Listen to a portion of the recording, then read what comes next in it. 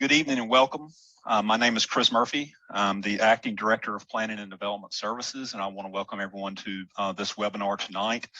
I know we do have a lot of folks on already, and to be respectful of everyone's time, we want to go ahead and get started. We anticipate our presentation lasting probably around 40 minutes, along with this introduction, and then we'll have a period of time for question and answer. I know there are several elected officials on here, but again, this isn't a webinar format, so there won't be any communications and any discussions since we are in the webinar format. Just a little bit of history behind how we got here. Recording in progress. Hit OK. The accessory dwelling unit text amendment actually began probably 2015, 2016, and made its way to council in 2017. And at that time, the ordinance was amended to require accessory dwelling units to be approved by the elected body through a special use district rezoning request. And in the period of time that that ordinance was in place, and it's still in place today, to the time that the Affordable Housing Coalition asked council to revisit the ordinance, there were no accessory dwelling units approved within the city of Winston-Salem. Since that time, there have been 2 that have been approved, I believe, within the last 6 months. But at the time that the Affordable Housing Coalition asked for this ordinance to be revisited, there had been none. So that was in the fall of 2020. In the spring of 2021, the Community Development, Housing, and General Government Committee took the item up. Staff brought some information to them, and the request from the committee was that planning staff go back, do some research with our peer communities within North Carolina, and bring back an ordinance that puts us in line with our peer communities regarding regulations for accessory dwelling units. So we did that. That went back to council or the committee in the fall, and then they directed staff to bring forth a text amendment to the planning board and then back to council. And that took place in the fall of 2021, and then there was a public hearing before the council in January of 2022. And at that meeting is when council asked planning staff to put together a public information session, which is what we're doing tonight. And the format for this is a webinar format where in a few minutes or a few moments, I'm going to turn this over to Amy Crum, our principal planner, who will who has put together a slideshow, and we'll go over the slideshow, kind of taking you from the basics of some of the provisions of the ordinances that already exist, and then build up through the proposed amendments with the accessory dwelling unit language, and run over some scenarios. And in addition to that, she will have a Q&A based on some questions that we received from the Winston-Salem Neighborhood Alliance over the last several weeks. As we move forward in the presentation, I would ask that if you have questions that you use the Q&A feature and not the chat feature on the webinar, and that if possible that you hold these questions until the end, because some of these questions will more than likely be answered through the presentation.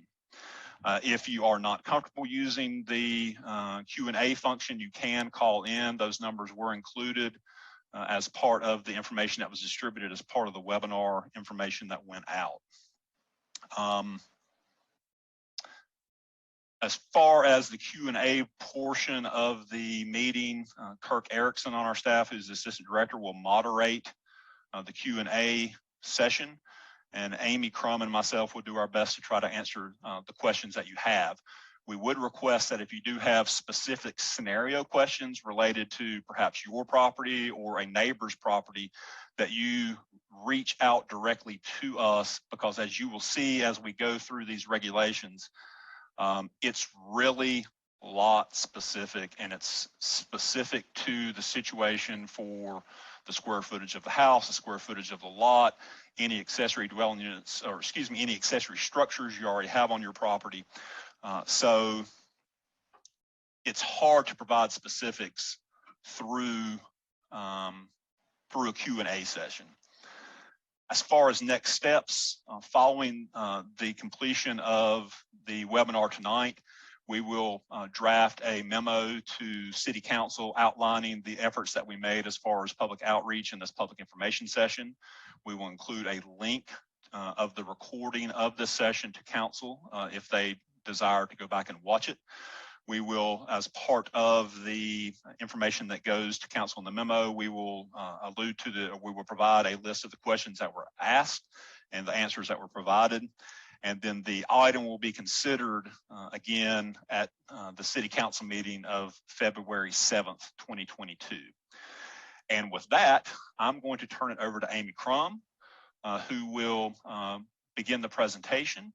And again, if you could hold your questions and answers till the end. And again, in order to be respectful for everyone's time, we did allot 2 hours for this meeting. If there are questions that linger after that, we'll be glad to provide answers to you if you will just email or contact us at a later time. And we do have our contact information at the end of the presentation. And with that, I'm going to be quiet and I'm going to turn it over to Amy. Good evening, everyone. I'm going to share my screen and hopefully everything shows up.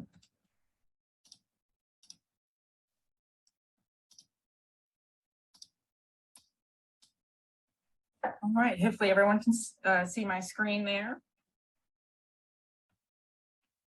So as Chris mentioned, basically the agenda for tonight is the presentation will consist of 4 key areas. One will discuss what ADUs actually are and give some background information. We'll go through the proposed provisions, and then we'll answer some of the frequently asked questions that we have received from the public. And then we'll go through a couple scenarios just to give you an idea of how these provisions will be administered. And then we'll open up for a Q&A section. There is a Q&A button at the bottom of your screen if you'd like to pose a question to staff. Some of you have already done that. And then for our phone users, staff will individually allow you to speak and ask a question after we've gone through all the written questions. So just stay on the line and hang tight, and we'll allow you the ability to speak so we can ask those questions. And like Chris mentioned, if you have a specific questions regarding a particular lot, please contact the department directly after this presentation, because we really can't get into particulars about a particular property through this format. So with that, so what are accessory dwelling units, otherwise known as ADUs? They are small secondary dwelling units on the same lot as a principal structure with similar amenities as a standard house. And when we say principal structure, we're talking about the primary building on the parcel. Oftentimes they're referred to as granny flats, carriage houses, in-law apartments, landway or alley housing. There's a bunch of names for this type of dwelling unit. And they can be attached to the principal structure, either in an interior like a basement apartment or through an addition, or they can be a standalone detached structure. Chris spoke a bit about this, but some background information. So in response to some recommendations by the Winston-Salem Affordable Housing Committee, City Council asked staff to research best management practices for ADUs back in the fall of 2020. Staff presented the research to the Community Development, Housing, and General Government Committee in April of 2021. And then based off this information, staff was asked to prepare an ordinance amendment that would, 1, better align our ordinance with peer communities, 2, follow best management practices, and 3, aid in addressing housing availability and affordability.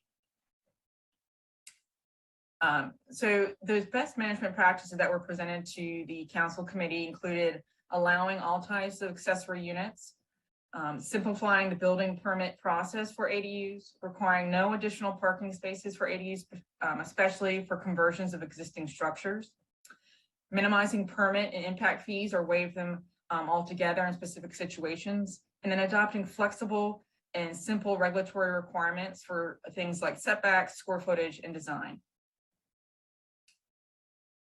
Legacy, which is our comprehensive plan, which is the guiding document for future growth and development within Winston-Salem and Forsyth County, promotes the use of ADUs to support infill development, gentle density, and age-friendly communities. Over the past several years, there have been several national organizations that have promoted the benefits of ADUs, and these include the National Association of Home Builders, AARP, and National League of Cities. The Winston-Salem Forsyth County Housing Study and Needs Assessment, which was completed in 2018, identified the use of ADUs to help create a better balance between housing units produced and household size. And as was mentioned earlier, revisiting the ADU ordinance to better encourage their use was one of two priorities that were identified and presented to City Council by the Affordable Housing Coalition. Generally, over the past couple of years, there's been a trend to move towards broader allowance of ADUs and expansion of permitted locations for ADUs across not only the state, but the country. Two state examples would be Raleigh's ordinance that was adopted in 2020, and then Wilmington's revision, which was adopted in August of 2021 and became effective in December of 2021.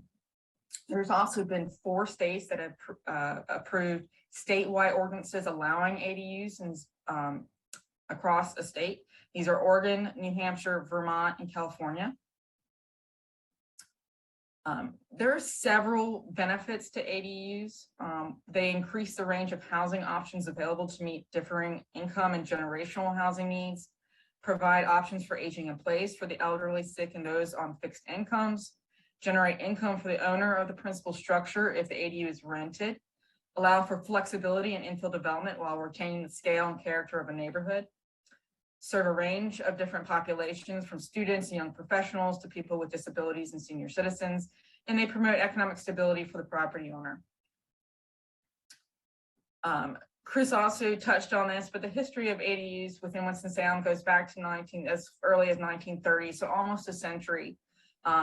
They have been allowed in the ordinance, but they were subject to occupancy requirements. Thereby, they were limited to relatives, adopted persons, dependents, or servants of the property owner, or individuals over the age of 55 or handicapped persons.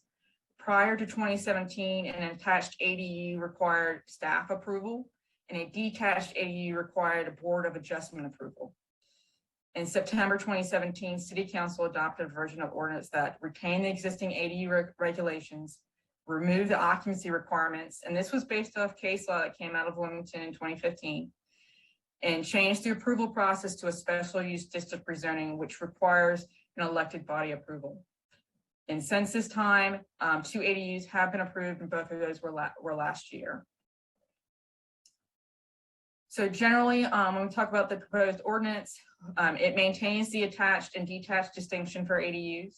It has the goal of simplifying the process and bringing the provisions in line with peer communities. And just as a side note, all ADUs must meet applicable building, housing, and fire codes. We won't go into those in this presentation, but we just want to put that out there that those codes still apply to ADUs.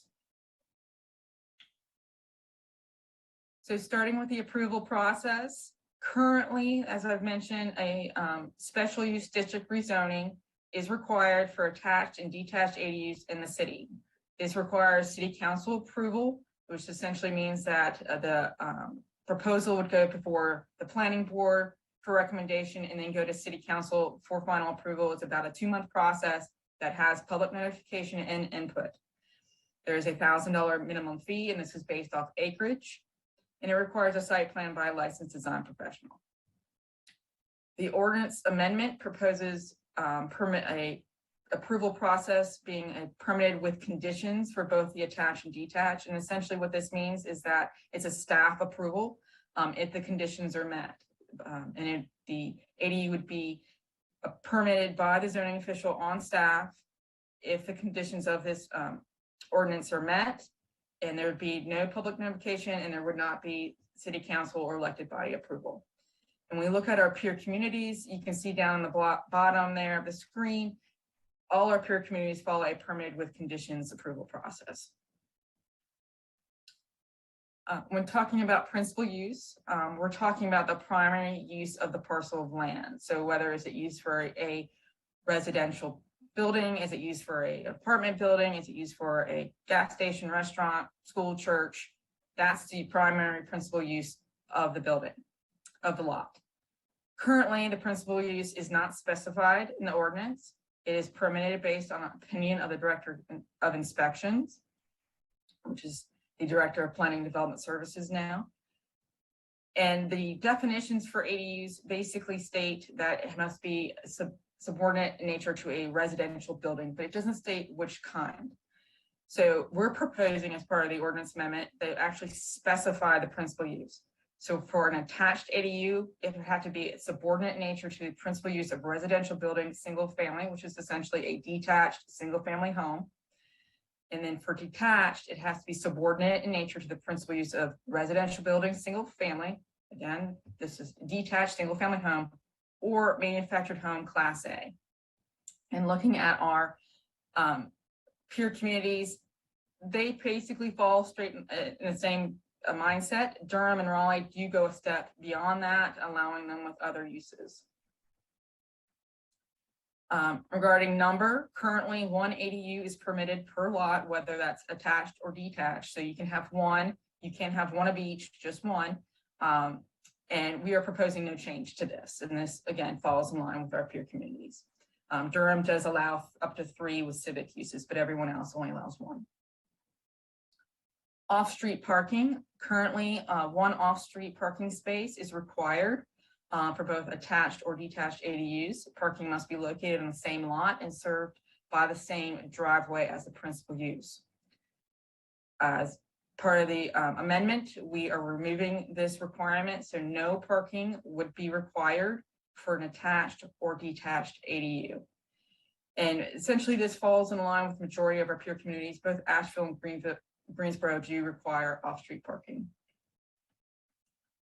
Setbacks, the minimum. So when we talk about a setback, that is the minimum required horizontal distance between a structure and either the lot line or the street right of way, essentially. There's a diagram on the next slide that'll help illustrate this. But currently for an attached ADU, there's no specific provision regarding setbacks. And for the detached ADU, they have to follow the requirements applicable to accessory structures. And so for an interior lot, that's a 75-foot setback from the front property line, and then a 3-foot setback from side and rear property lines. For a corner lot, that's a 75-foot setback from the front property line, and then a 3-foot setback from the side property line for side yard placement, and then cannot be placed beyond the front setback of the adjacent property if it's placed in the rear yard. So for proposed, we are proposing no change as part of this ordinance amendment. For attached, they will be handled as they have been. For detached, we are proposing expanding the setback by 2 feet. So going from a 3-foot setback to a 5-foot setback from the side and rear property line. And then if you look at this diagram here, if I can get my cursor to work, the property line is shown in the solid black lines, and then the setback is shown in the dashed lines here. So you can see that that's 5 feet. And so essentially an ADU could not be built within this 5-foot setback area around the property. For conversions, basically for an existing structure that's being converted into an ADU, they would have to comply with the NC building code regarding setbacks. And instead of doing a front setback, we are providing a provision in there that ADU cannot be placed in front of the front facade of the principal structure. So they can never be in the front yard, essentially. When we look at our peer communities, there are, various different ways. They usually range between 5 to 15 feet, depending on the locality. You can see them down there. Asheville's is actually 6 feet. Charlotte's differs depending on, for detached is 15 feet unless it's a garage conversion. Durham's ranges from 5 to 15 depending on the zoning district. And then you can see the others. Raleigh's is 5 to 15 feet, and then Wilmington is actually 5 feet from side to rear. as they comply with accessory structures for detached ADUs. Height. Currently, there's no specified provision for an attached ADU. It would basically be limited to the height of the height limit of the zoning district. For a detached, it's limited to the size requirements for accessory structures, which state that it's a 17-foot maximum. Through the ordinance amendment, we are proposing a provision stating that an attached ADU cannot exceed the height of the principal structure. And then for a detached, it cannot exceed 25 feet maximum. And again, looking at our peer communities, they handle it differently, but those that do state an actual maximum for their detached, it's about 25 or 26 feet. ADU size. So currently, an attached ADU can be no more than 50% of the heated floor area of the principal building with 1,000 square foot maximum. And then a detached is basically has to follow the requirements of accessory uses. So that's 5% a lot with 576 square feet allowed regardless of that percentage, and then 25% of the rear yard. Through the ordinance amendment, we're proposing no change to the attached ADU provision. So that again, that 50% of the heated floor area of the principal building with 1,000 square foot maximum would still hold. And then for detached, it would be 70% of the total floor area of the principal not to exceed 1,000 square feet. And that 576 square feet would be allowed regardless of the principal size. And looking at our peer communities, all of them pretty much have a percentage basis for size. They usually have a maximum between 800 to 900 square feet for their detached ADUs. Now, regarding size, there are other applicable provisions for accessory structures that would also apply to ADUs. And those happen to do with maximum area and required yard. So an ADU would still fall under these provisions that are basically generalized for all accessory structures. And so for maximum area, an ADU could not exceed 5% of the actual size of the zoning lot or the minimum permitted lot size of the zoning district, whichever is larger. And then also an accessory structure up to 576 square feet in this area would be permitted in all districts, no matter that 5%. And for required yard, they cannot occupy more than 25% of the area of the required yard. And when we talk about required yard, that is determined by the setback requirements of the zoning district and then the lot measurements. And we'll go through some scenarios where we can see this sort of visually put into practice. So other changes, so under attached ADUs, we're proposing to remove the structural requirements for prohibited alterations, access, stairways, and utilities. And the reason for this is that either they're related to design, which we are not permitted to get into with single dwelling units design, and this is based off state legislature, or they're not determined by the UDO. And this really has to deal with utilities. The UDO does not get into utilities in terms of who has what utilities and if they have to be on separate utilities or not. That is based off of either the utility department for sewer or water or the private utility companies, Duke Power, Piedmont Natural Gas. They are the determining factors as to how utilities are handled for these structures. For detached, the manufactured home class A and B will no longer be allowed to be used as an ADU. Currently, there is a provision in the ordinance that states in manufactured home class A and B can be used as an ADU. We are proposing as part of this amendment to remove that. We're also proposing as part of the amendment to add a permanence provision, which requires a permanent foundation for all ADUs, and then prohibits the use of RVs and trailers as an ADU. So property owner could not put an Airstream or a pop-up camper in their backyard and call it an ADU. That would not be permitted. So I'm going to go into some frequently asked questions now that we have received from the public. So the first being, what principal uses allow an accessory dwelling unit? And further extending that to, in what zoning districts can a property owner develop an ADU? So an ADU would only be allowed with a single family residence, which is a detached home, or in the case of detached ADUs, a manufactured home class A. That's it. So no other uses would permit an ADU. So duplex, quadruplex, church, school, any of those would not be allowed to have an ADU. Only a single family home or a manufactured home class A in terms of detached ADUs. And then ADUs would be allowed in any zoning district where a single family residence or a manufactured home class A is permitted. And so that would basically be all your single family residential districts, your multifamily residential districts, and then certain office and commercial districts as well allow for these two uses. What about existing ADUs? Will an existing ADU be subject to the new provisions? And the answer is no.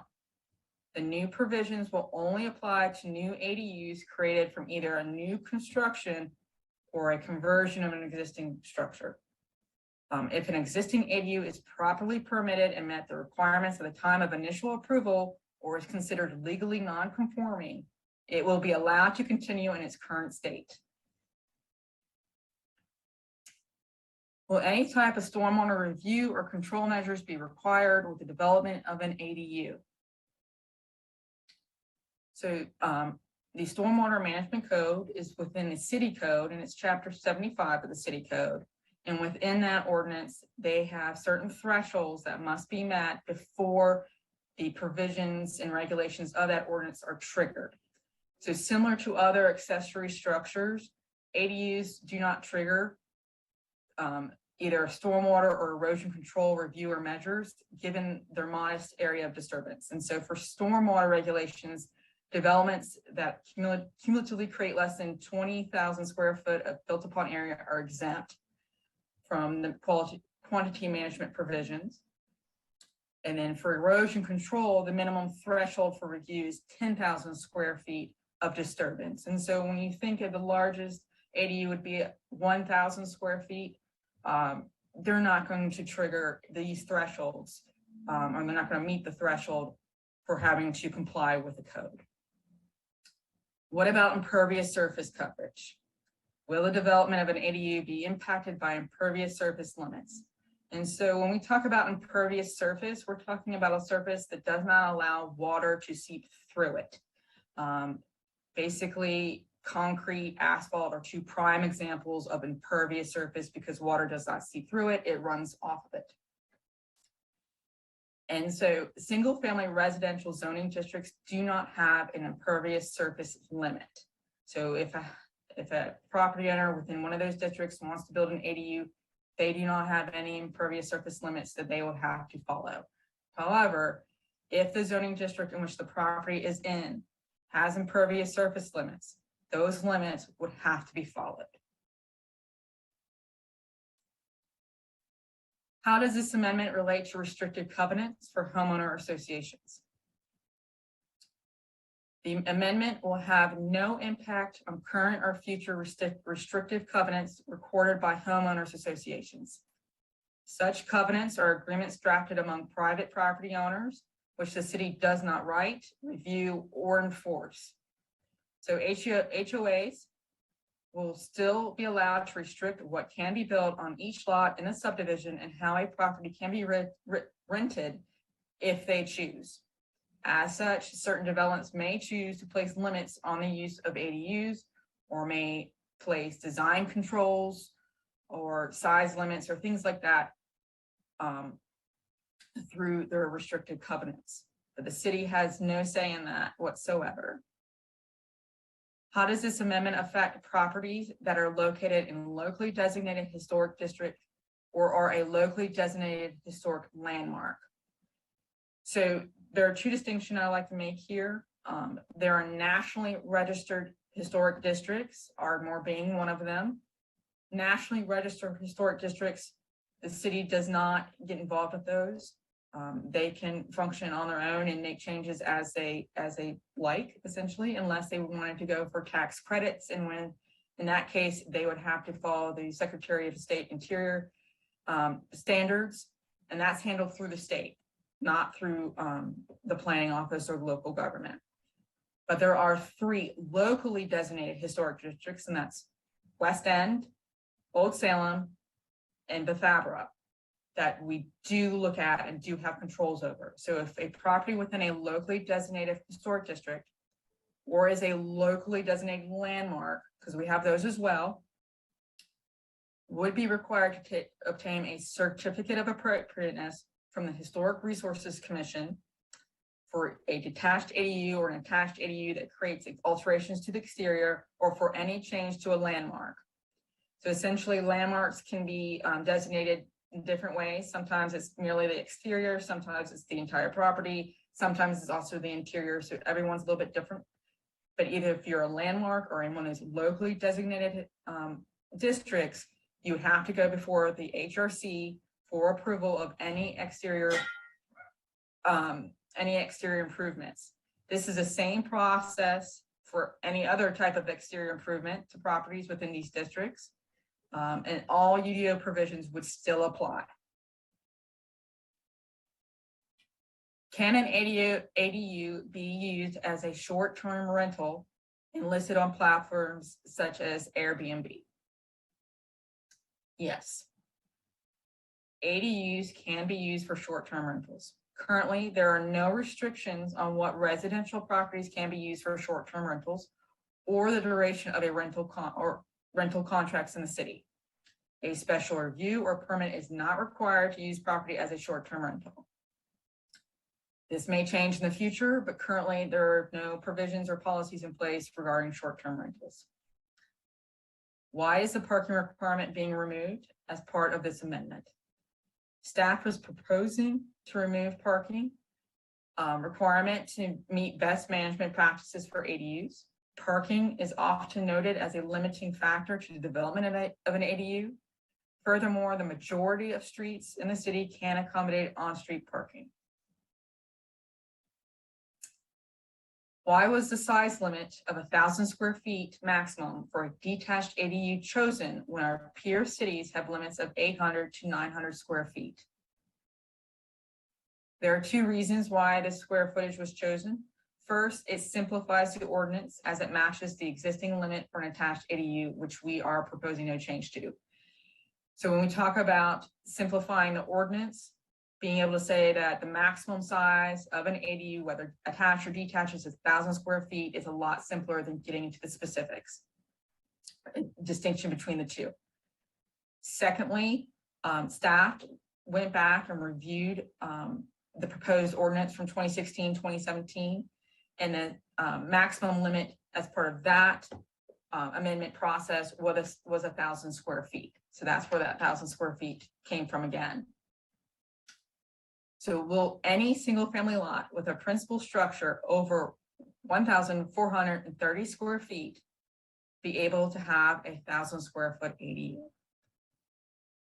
So the 1,430 square feet, if you do the math of 70%, that's pretty much where that 1,000 square feet limit starts to take hold. So that's where that number comes from. And so the short answer is no. The maximum possible size of an ADU will be determined on a case-by-case basis based on the size of the principal structure and lot and the presence of other accessory structures on the property. An ADU will be subject to the 5% maximum lot coverage and 25% maximum yard coverage, same as other accessory structures. The 5% maximum lot coverage is a cumulative coverage. So if a property already has an accessory structure that is 5% of the lot, an additional detached ADU would not be possible. The only way that they would be able to do a detached ADU is if they converted or tore down the existing accessory structure. And we'll get into this more when we do the scenarios and actually see this in play. Is there a minimum lot size for an ADU? There is no minimum lot size required for an ADU. What will the permitting process be for an ADU under the new ordinance? And how will the provisions be enforced? So under the proposed ordinance, an ADU, whether attached or detached, would be reviewed at the staff level by zoning staff and the Planning and Development Services Department. Violations of any of the provisions will also be handled by the zoning inspection staff. The Inspections Division of the Planning and Development Services Department works on a complaint basis. So when a complaint of a violation is received, inspectors will review the site to determine if a violation has taken place. All violations will be required to be brought into compliance, similar to any other zoning complaint. Could a tiny house be used as an ADU? So when I'm talking about tiny houses, you can see the picture there to give you an idea of what we're referring to. This comes out of the tiny house movement that some may be aware of. And essentially, these are typically built on flatbed trailers, and they're typically permitted like an RV. And so the answer to this is possibly. However, that tiny house would be required to be on a permanent foundation, and it would have to meet all the provisions of the ordinance as well as all applicable building and housing codes. Will occupancy be limited for an ADU? No. Occupancy will not be limited for an ADU as part of the proposed amendment.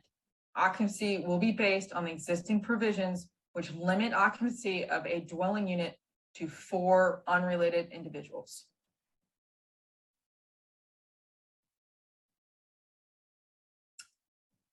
So now we'll be going over 4 sort of example scenarios of how the provisions will be sort of administered. So here is the first example, and you'll see here, the principal structure is shown in this blue color. This dotted green line is the setback requirements. So the principal size, the principal structure size is 1,026 square feet. So when you do 70% of that, you get 718 square feet. The lot size is 13,068 square feet. So 5% of the lot is 653 square feet. So the maximum size, ADU size for this lot would be 653 square feet.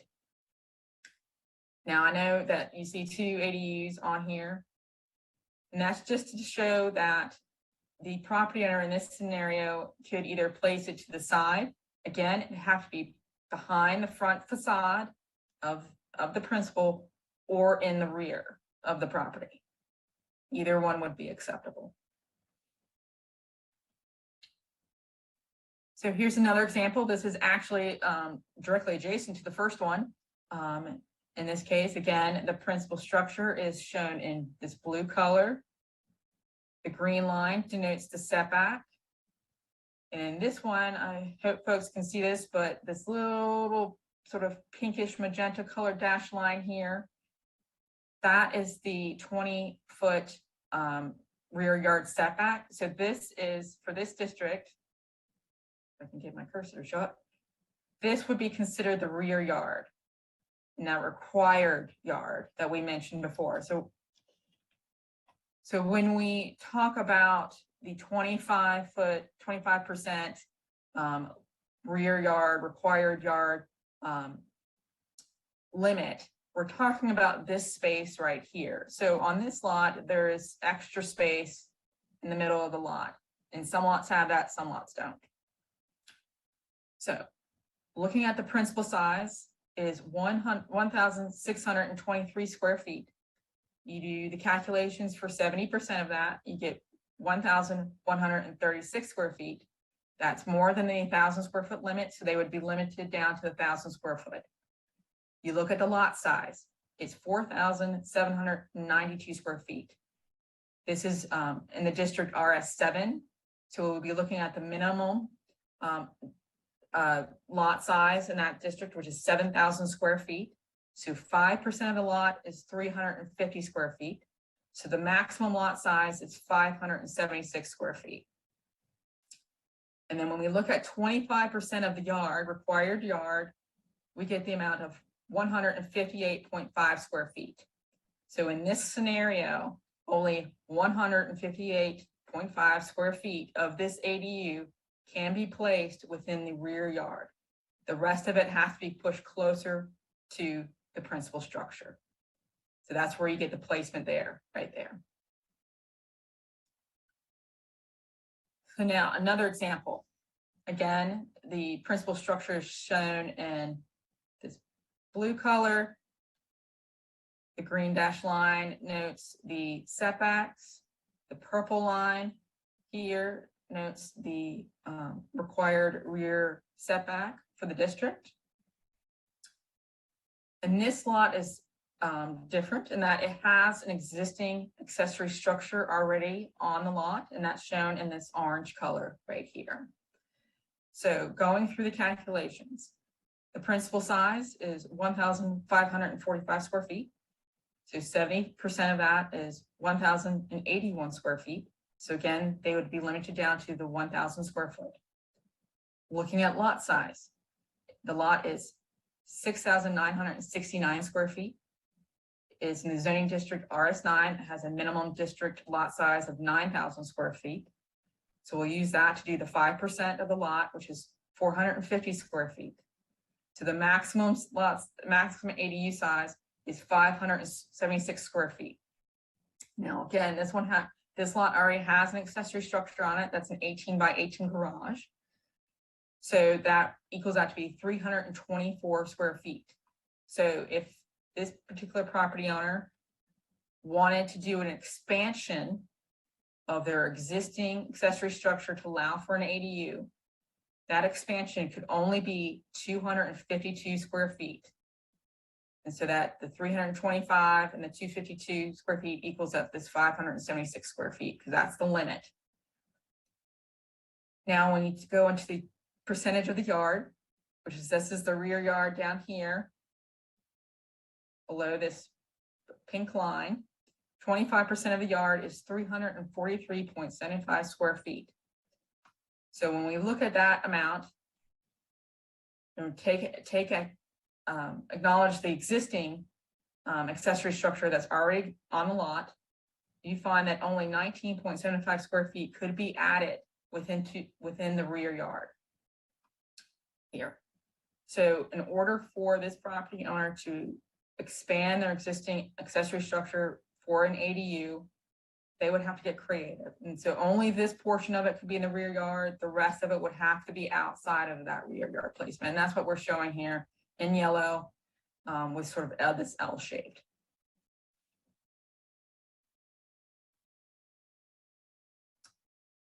Okay, and then there's another example again, purple. Blue is the principal structure, and then green is the setback requirements. So the principal size is 1,822 square feet. 70% of that is 1,275 square feet. Again, this has surpassed the 1,000 square foot limit, so they would be there. The lot size is 9,147 square feet, and this is an RS9, so therefore we'll use this lot size to do the 5% of the lot, which is 457 square feet. So the maximum ADU size here is 576 square feet. Now, we go into looking at the yard requirements. This is a corner lot, as you can see. An ADU cannot be placed in a side yard adjacent to a street. So it cannot be placed in this area over here at all.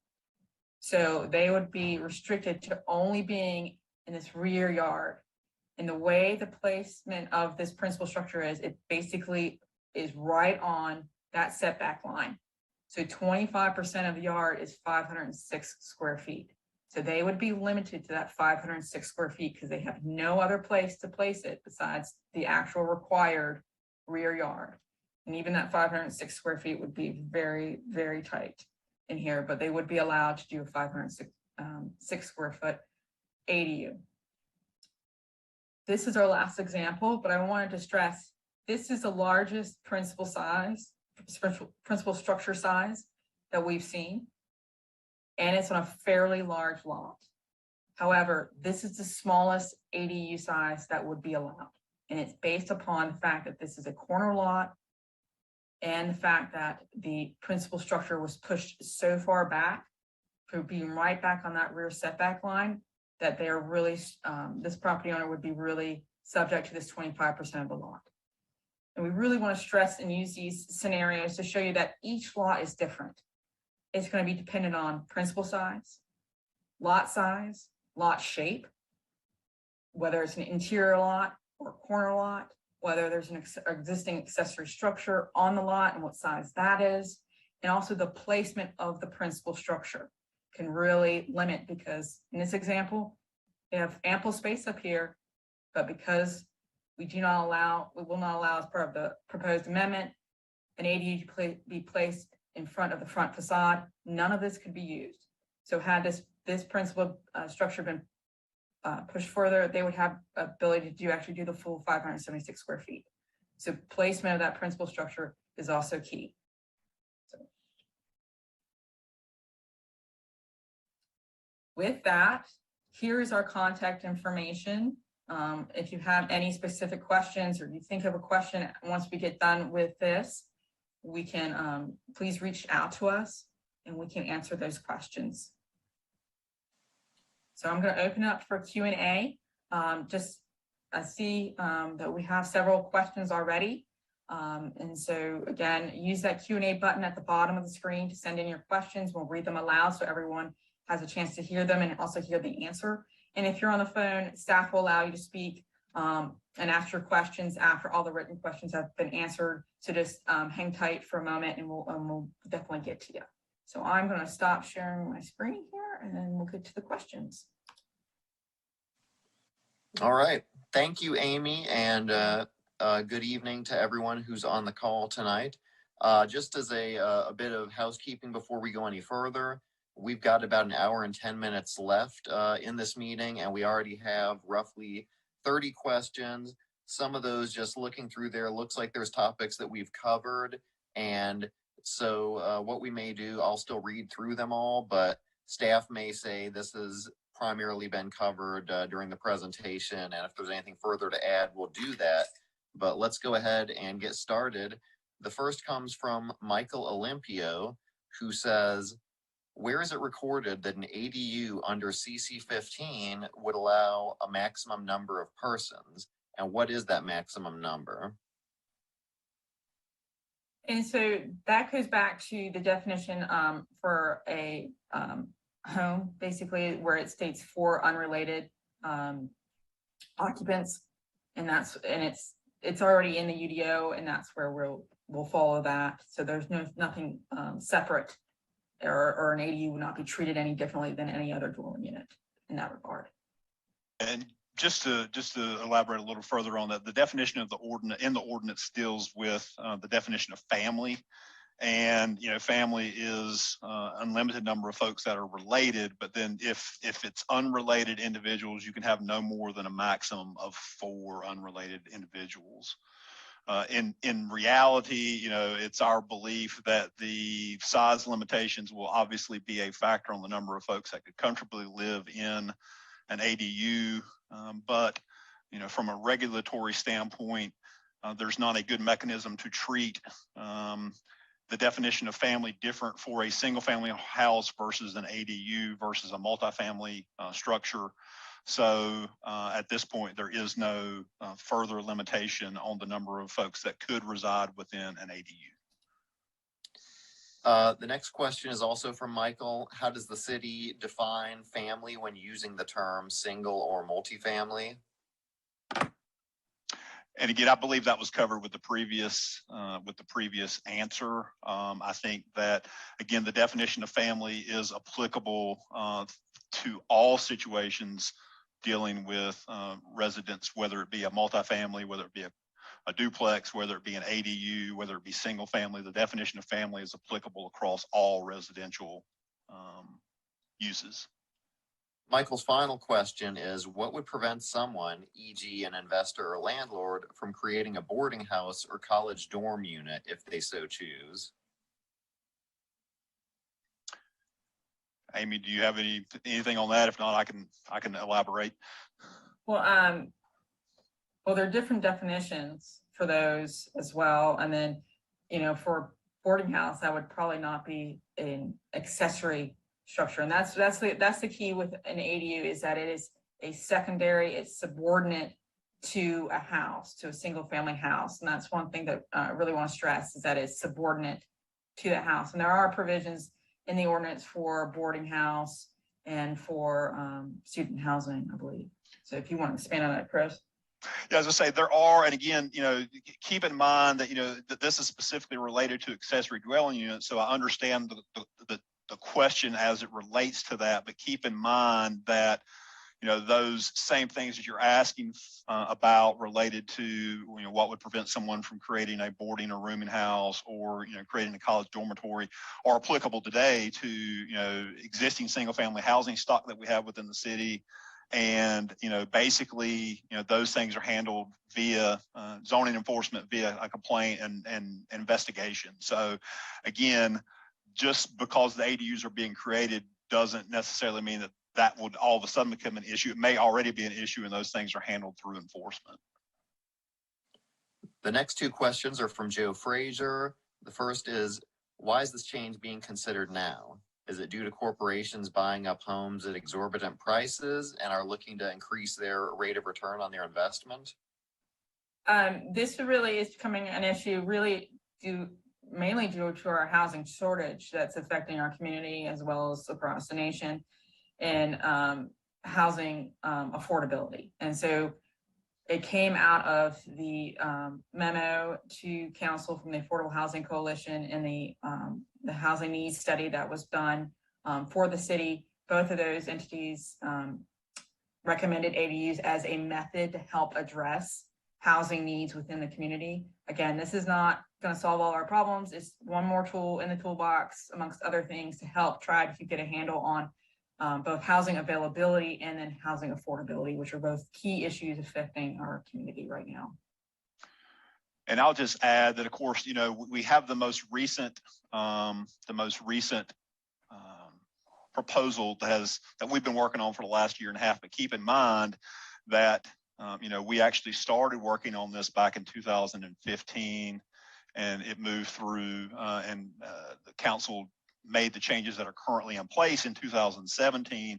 And a lot of that was before, what you're referring to, Mr. Frazier. So again, this isn't in response to that. It's more in response to an identified need and an identified trend. And again, trying to provide for additional housing opportunities through this method. And again, just as Amy alluded to, there is no magic bullet, but we have a dire need for additional housing units within Winston-Salem.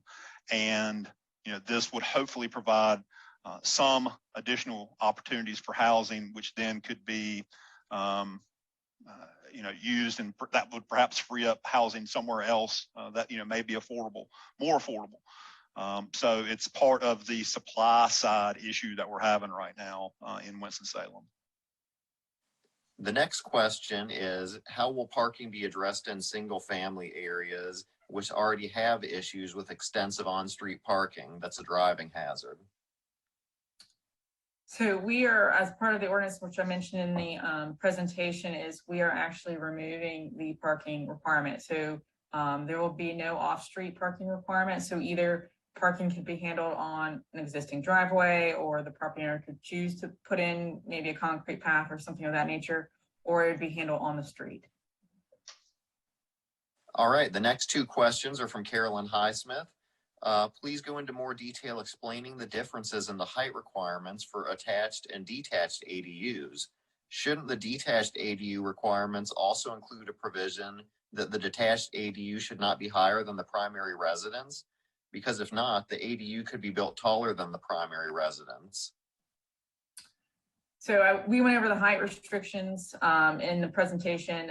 Essentially, regarding the detached, the 25 foot limit, and that's essentially basically a story and a half, roughly thereabouts. And so how that came about was looking at our peer communities and seeing that if a actual limit was provided, it was 25, 26 feet. And also when you look back at, again, that proposed ordinance from 2016, 2017, at that time, the height limit was actually 24 feet. So we felt 25 was reasonable amount to allow to give some flexibility in design for the ADU.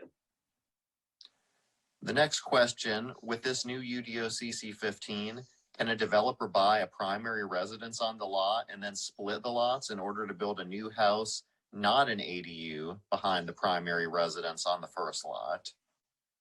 Well, property owners can do that now.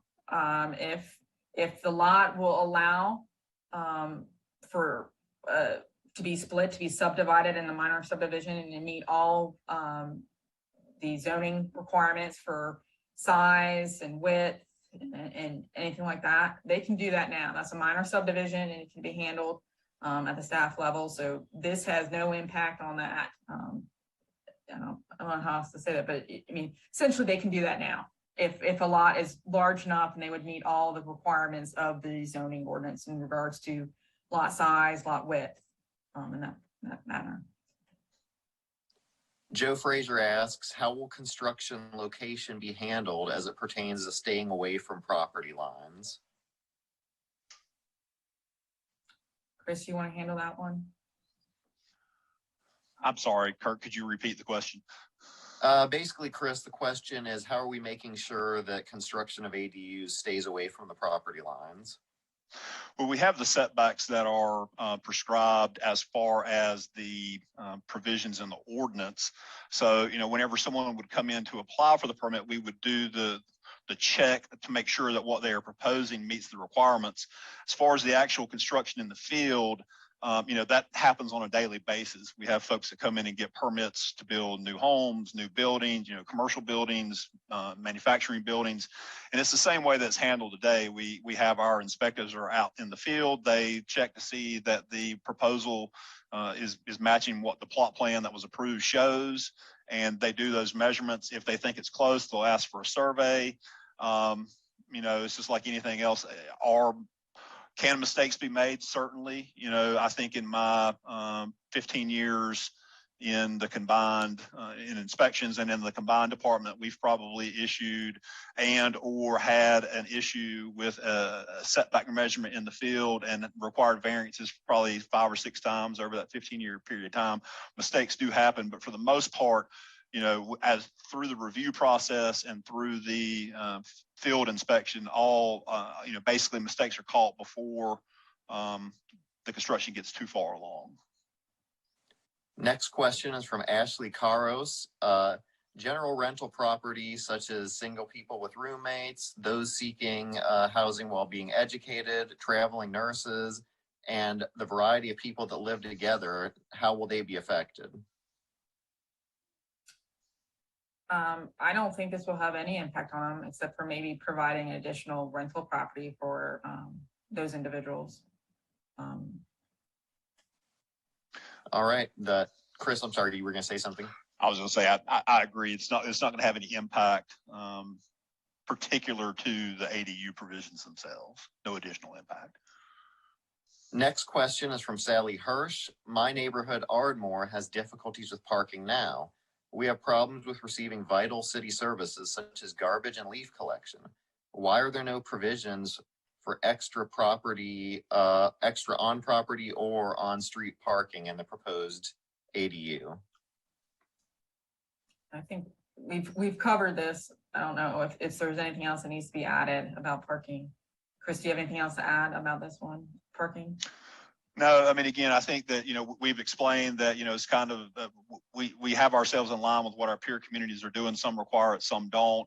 If you look at kind of the history of how parking has been going locally over the last 10 to 15 years, we've actually reduced our parking requirement and parking standards for a lot of uses. If you have existing commercial structures that were built prior to 1987, there is no parking requirement for those unless it's going to be a restaurant. So, I mean, again, our parking restrictions continue to get less and less as folks continue to utilize, alternative means of transportation, whether that be, walking, biking, whether that be using, services such as Uber or Lyft, reducing the number of parking spaces that they have, living in areas where they can walk. So we felt like that was a reasonable trade-off as far as this proposed amendment was to not require any additional parking at this point. I will say, I think we've talked about it, and again, I think council, if they when they consider this, if they decide to adopt this, I believe that council will probably ask for staff to evaluate and bring back a report to council based on the number of ADUs that have been built over, whatever period of time they ask us to look at. If there are any problems, particularly probably will ask us to monitor parking. So again, I think there are ways for us to provide some feedback back to council based on that. But I think from a staff perspective and from a national trend, we feel like it's more appropriate not to require parking at this point, but to basically not have the requirement and let it take care of itself through on-site or on-street. Next question is from Nancy Gold. She says, please expound on why the ordinance is lot specific. I see nothing in the regs that indicate that. And she goes on to say, Greensboro has several protections that our proposed ordinance does not. Why? For example, they must meet the requirements of the principal dwelling. The owner of the property must occupy one of the structures. The heated square footage of the ADU is a max of 30% of the principal dwelling. And the ADU must retain single family appearance from the street, and a parking space is required. I'll try to answer the first part first. Whenever you're dealing with, I don't know whether Nancy had her question answered later, because she had a comment that said that she liked the 5 and the 25% as far as the lot coverage and the 25% of the yard. And I think that's where it gets into every lot is going to be unique. And that's what I think a lot of people don't understand. We have uniform regulations dealing with setbacks and lot coverages and those kind of things, but each lot is somewhat unique in that, based on the dimensions of the lot and, if it's a corner lot and, where the principal structure is or where they propose to put it, all those things come into play on a daily basis. And our permit office staff, basically, they evaluate every site based on the ordinance, and therefore it is unique. You have a common set of rules, but the way the lots are configured, each site is going to be unique, especially whenever you're dealing with an existing structure, an already developed lot that then someone wants to do something else too, like put an accessory structure. If the ADU provisions are approved, put an ADU if they already have an accessory structure, where they want to put it, where those yards are, all those things kind of combined make us, have to evaluate every situation on the merits of that particular lot. And I know that Kirk's already clicked off on the question, so it's not up there, but and I'll give Amy a chance to respond as well. But I did want to get to the Greensboro thing. Of course, we did look at the ordinance and we looked at our peer communities and we tried to position ourselves in a place that put us in line with our peer communities. And if you look at the overall chart, I don't think we're an outlier amongst our peer communities. I'm not exactly sure how the city of Greensboro gets away with dictating ownership and occupancy of one of the units, in that that's not really a land use consideration. And that's one of the reasons why we started working on the ADU provisions back in 2015-16, is because our ordinance required that in the accessory dwelling unit that it had to be either a relative of the occupant of the principal structure, or it had to be someone who worked for them. And based on the court case in Wilmington, those things were ruled to be unenforceable and not applicable to land use decisions. And this is a land use decision, and the land use impact is the same, whether it be an owner an owner living in the house and the ADU being there, or whether it's two unrelated folks. You still have the same impact regardless of who's occupying those. So again, I'm not going to get into all the specifics, but that's why we don't feel like that's an applicable provision to have in our ordinance. The next question is from Sally Hirsch. Trees will likely have to come down due to ADU buildings. Trees provide privacy and have many effects, such as cleaning the air, shade to combat the heat island effect, ecosystem and soil stability, stormwater management, and beauty. I spoke with the Forsyth County Environmental Department, who informed me that the county is in the process of developing a climate mitigation plan for the city and county. Is there any consideration of the environment in these proposed ADU changes? And wouldn't it be prudent to include some protections in light of increased storms, heat, and drought we're experiencing due to the climate crisis? Why is the planning department not waiting for the completion of the county's work to better save old growth trees? So I'll take a stab at this. Regarding trees, unless trees were required as part of a buffer yard or street yard, any property owner can take down any tree on their lot. The property owners have a right to timber their land. It's proper rights. And there's no real provisions to that. The only thing that would ever come into play would be erosion control, and that's if they remove the stumps. Otherwise, they have the right to remove those trees.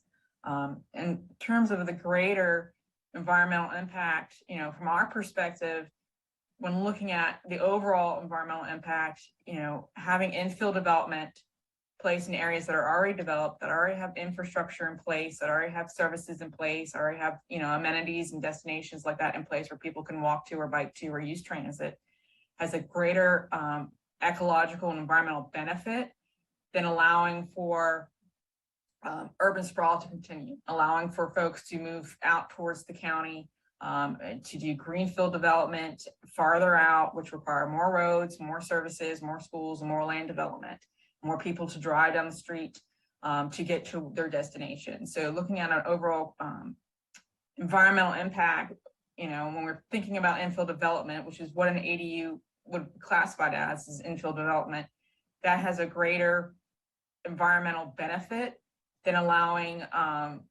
preventing infill development and forcing development to sort of move out from the city center and out to more towards the rural areas and towards greenfield development, which has a greater ecological impact, negative ecological impact than infill does. So I hope that answers the question. And I think Chris is gonna. Yeah, I was gonna say, and the one thing I do want to add to that is there are specific provisions in the statutes that prohibit tree ordinances unless you have specific enabling legislation from the General Assembly related to preservation of specific trees. Now we have a tree ordinance, and through our development approvals, if the developer chooses to save trees, then they can do that. If they choose not to save trees, then there is a planting requirement based on their lot size and some of those kind of things. And that's how we have a tree ordinance. But our tree ordinance in and of itself only requires saving trees in areas considered off limits to development, such as floodplains, wetlands, and those kind of things. So, unless we had special enabling legislation, we could not prevent Joe Citizen who wanted to build an ADU and it met all the other requirements of the ordinance from from removing a tree to put the ADU in. So I just want to make sure that folks understand it's, even if there was a desire to have that in the ordinance, we would have to have special enabling legislation to do that. Next question is from Victor. How many pictures of the ADUs in this presentation are from Winston-Salem? I don't know offhand, but quite a few. I would say maybe a third to a half of them, but I have to go back and look at those specifically, but I don't know offhand. But there are some that are in Winston-Salem, yes. Next question is from Michael Olympio. Given the photos of the very attractive ADUs that were shown, why would anyone charge less than an apartment or condo for a private home with a yard? And again, I think that gets back to some of the stuff that we discussed earlier. Again, this isn't necessarily going to be the affordable unit. It does provide for additional housing opportunities within within the city. And again, the thought process being there, if someone were to choose to live here, it would perhaps, free up other units that perhaps might be more affordable. With that being said, depending on if it is a conversion of an existing structure, again, it could be an affordable unit, and that's really going to be market driven, and there's not really anything that land use controls can do to dictate rents, price points of homes, and those kind of things. Next question is from Geraldine Travick. How long will an occupant be allowed to stay in the ADU? A week, month, year, etc.? I think we covered this with short-term rentals. We don't have any regulations regarding length of stay. So, the property owner who has the ADU could rent it out for a weekend, could rent it out for a month, 6 months, a year, 2 years.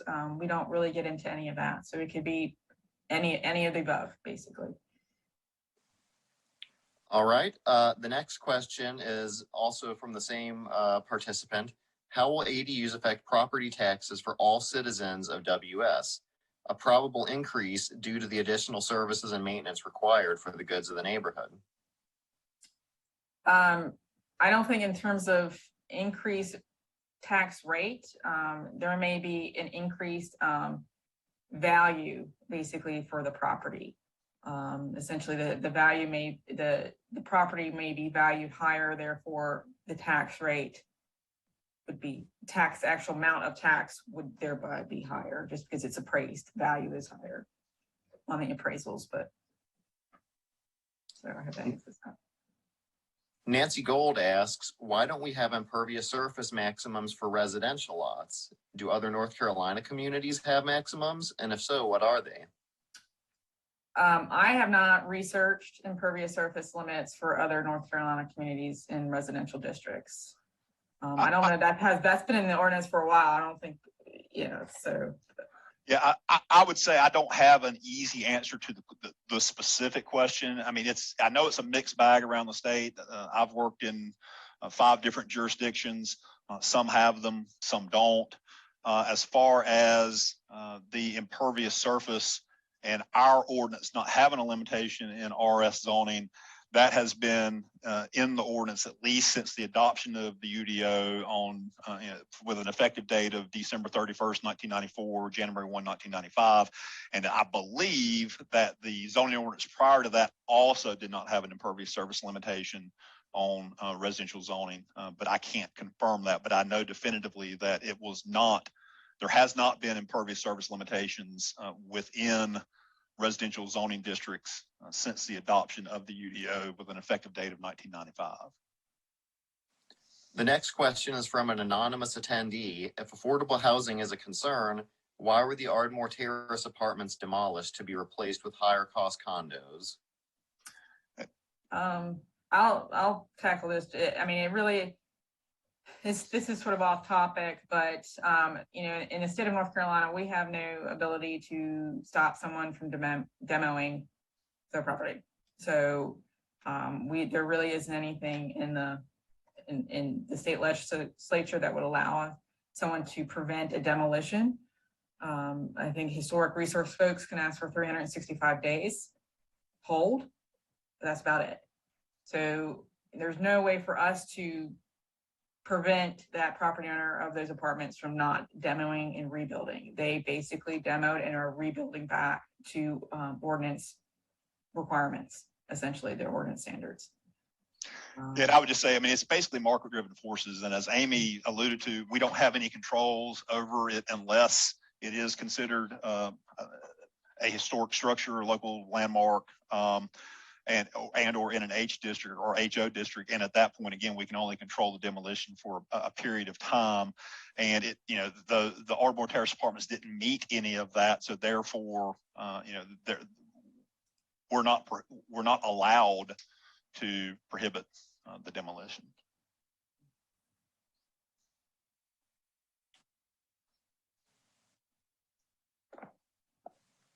All right. The next question is also from an anonymous attendee. Several of the states mentioned have significantly higher costs of living, so ADUs may make sense there.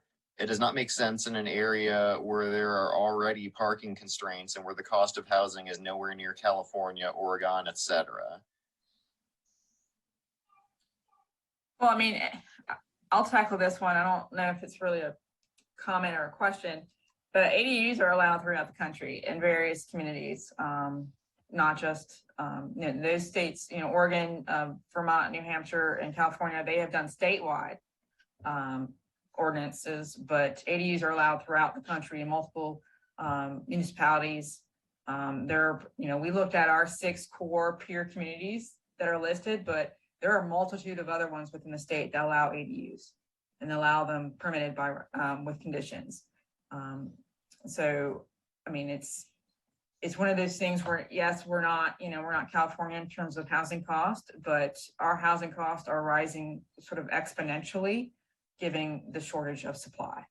So we're not there yet, but our housing costs are far more than what they were even a couple years ago. They've risen quite extensively. So we have our own version of rising housing costs here. And just to add a little bit of additional context to that, of course, if you go back and take a look at some of our historic communities, whether it be Old Salem, whether it be West Salem, whether it be West End, whether it be West Highlands, whether it be Ardmore, you have a history of accessory dwelling units in all of those that go back, to when they began construction. So again, it's not like there haven't been these accessory dwellings. Buena Vista, I mean, all of those neighborhoods have accessory dwellings that have been in them, like I said, pretty much from their inception. So again, while we are revisiting the ordinances, accessory dwelling units have always been allowed here, and they're currently allowed here. It's just the approval process to allow them right now is seen as being a hindrance whenever we've only had 2 that have been approved since the ordinances were adopted in 2017. So again, this isn't necessarily new, it's just we're looking at changing the rules. The next question comes from an anonymous attendee. Will a copy of the presentation slides be available after this session? And what I will say is the city's YouTube channel will actually host this video in perpetuity, including the slideshow and the Q&A.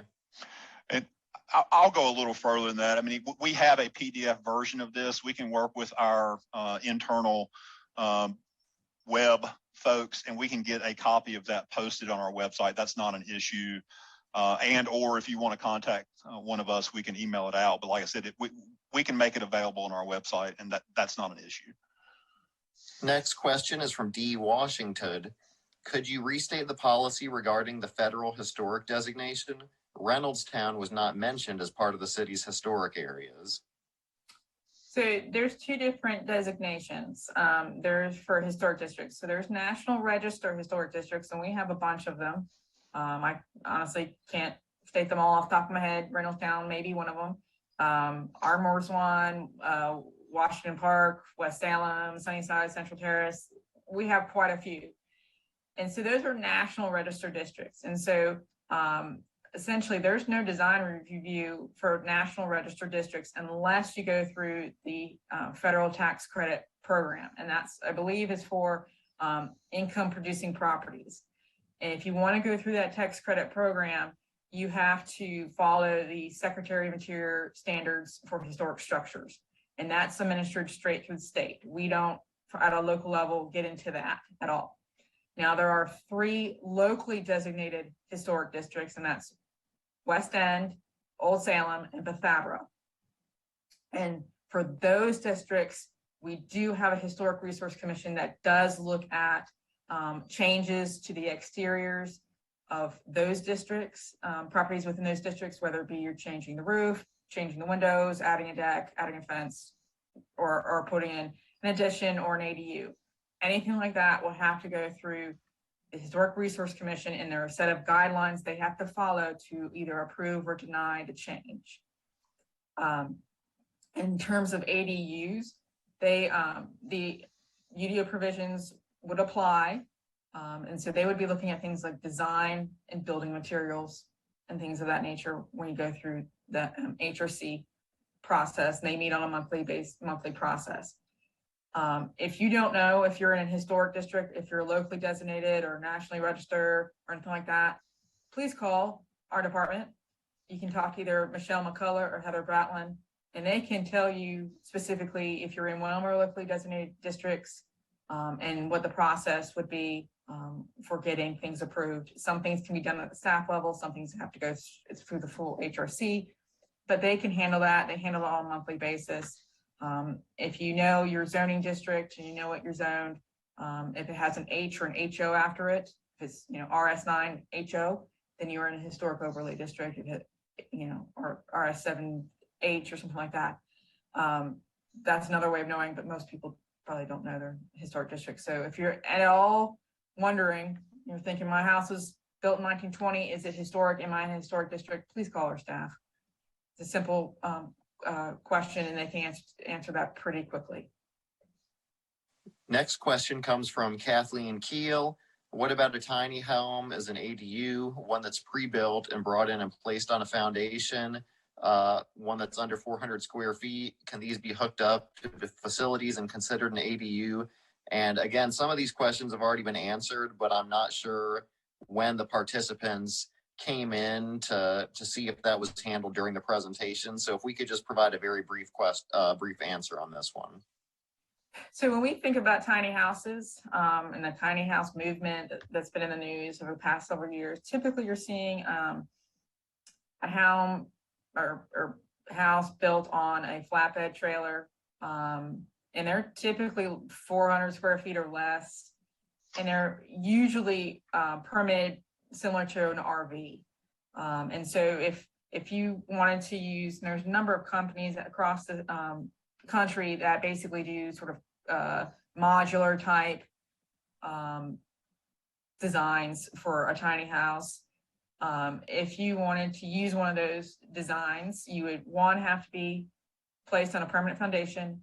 You would have to meet all of the provisions of the UDO, the ADU ordinance, as well as meeting building and housing codes. And those, we're not going to get into those, but those are also the building code is state building code. So you'll have to meet all of those as well. So it's a possibility. I'd say possibly, because not without knowing the specifics of the design and all that. I would say it's a possibility that one could be used. Next question is from Maisha McDaniel. As a resident of West End / West Highlands with a background in planning who recognizes the benefits of ADUs, I'm enthusiastic about the proposed changes, but have two questions. One, how is the city addressing the affordability issue? And two, there are concerns about absentee developers taking advantage of streamlined approval provisions introduced in this proposal. How's the city targeting benefits of the proposed policy towards local homeowners and communities that have been historically underserved? And regarding the affordability issue, it's really about creating supply. That's the tackle, how we're tackling that. There are no restrictions on rents or anything like that for these. So when we say affordable, we're not necessarily thinking low income or subsidized. We're just saying providing smaller units that could have a rent that would be, sort of maybe middle income appropriate. But really it's about creating more supply of housing, and, if demand stays the same and supply, increases, your costs will slowly start to decrease as well. As far as, investors coming in and buying a lot, there's really not a whole lot we can do for that right now to tackle who buys what property. I know in my neighborhood, I've had 3 houses sell very quickly, and all 3 of them sold to investors outside of the state. So there's not a whole lot that I know of that we can do to prevent, certain folks from buying certain houses. Yeah, I would echo that. I mean, there aren't many things that we can do related to, who wants to utilize these provisions and who wants to come in and take advantage of them. When I say advantage, take be able to come in and utilize the provisions that are in place and come in and get a permit for them. I will say to answer the last part of that question, if there are communities that are interested in this as a means for, the residents like, hey, this is something that I'm interested in, in regardless of whether it's underserved or not. But if someone, is in an underserved community and they feel like this would be something that would be beneficial for themselves and, maybe some of their friends, we would be glad to, put together a meeting, discuss in particular, if you wanted to know more about this as far as being able to do it, we're always willing to, provide information along those lines and, pride ourselves in our customer service. So, again, there are opportunities and avenues there where, we can assist if someone is interested in doing this and wants to provide that information to their neighbors. The next item is actually looks like it's more of a comment from Judy Pizarro Grant. As a resident of Oak Crest, a Wake Forest adjacent neighborhood, I have concerns of lack of occupancy restrictions. We already struggle with noise and nuisance issues due to the number of students renting in the neighborhood. I'd love to see a compromise reached between the needs of the temporary residents and the needs of the permanent residents. With the proposed changes in a single property, you could easily have 8 unrelated individuals. I'd respectfully ask that a 2-adult restriction on the ADU be considered. And again, I think that's the next is a question. No, I was going to say, I think that's more of a comment than a question. I don't think there's anything really to respond to. So that's all I was going to say. Next question is from Lisa Keel. Since you showed examples of housing setbacks requirements based on ordinances, where can we go or who can we go to talk to about our specific questions for our own lot? And Amy, this would probably, if you want to show the slide one more time that had all our contact information, that might be good to do. Yeah, and while she's pulling that up, again, keep in mind that this will be, available to watch on YouTube, and it also will be available. The slideshow will be available on our website, and that contact information, being part of that show, will be on there. But I believe it's the next. Yeah, there you go. Yeah. Yeah, here's our contact information. It's also available on our website, which is cityofws.org/planning. There's a little staff link there. You can get that as well. And if you received an email containing the meeting information tonight, you have my email address. So since I'm the one that sent that out, so you can always contact any of us, and we can work through this particulars of your lot. Next question is from Stephanie Lovett. If someone wants to build an addition on their house, add a room or two, how is that different from an ADU? The difference really is, adding a room, that's fine. It really goes back to the definition of a dwelling unit. A dwelling unit has a kitchen, a bathroom, living space, and sleeping quarters. So it's really that kitchen is really having a kitchen is really the distinction in how a dwelling unit is defined. Just adding a bedroom, maybe with an ensuite bathroom, does not consider itself a dwelling unit at that point. It's just a standard addition to a home. The next question is from Rachel and Lee Moore. Is a carport considered an accessory building? Is the first part of that, and the answer is yes. But for an attached ADU, what are the characteristics of an area of the principal structure that make it an ADU? We've talked about that in the previous response that Amy just gave, but they wonder, have you done any examples that show what ADU conversions would look like with a basement or garage? We have not specifically done examples of what that would look like. Usually, frankly, for the most part, from the street, you wouldn't tell any difference, maybe except for a door. And we're not really proposing any change for a basement apartment from how it's been administered for several years now. So. And I would say, and I would echo what Amy said there. I will say that, the city of Raleigh, actually on their website, they are in the process of, through their promotion of ADUs, they're in the process of trying to create some common templates for, and like common plans for, ADUs, whether it be attached or detached, and, and having the ability for folks to actually utilize those to get their permits.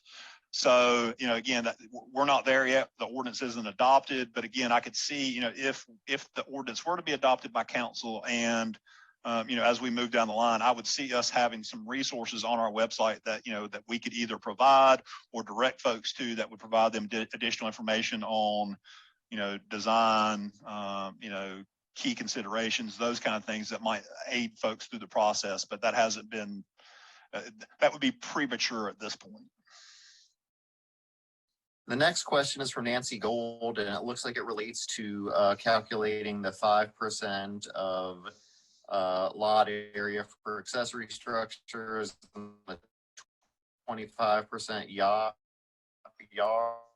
version. She says your lot size for the accessory structures than a lot that meets the minimum lot size. This should be based on the actual lot size, or should not allow an ADU unless the lot meets the minimum lot size of the district. Kirk, you're breaking up a little bit. Some of that looks like a comment, but it looks like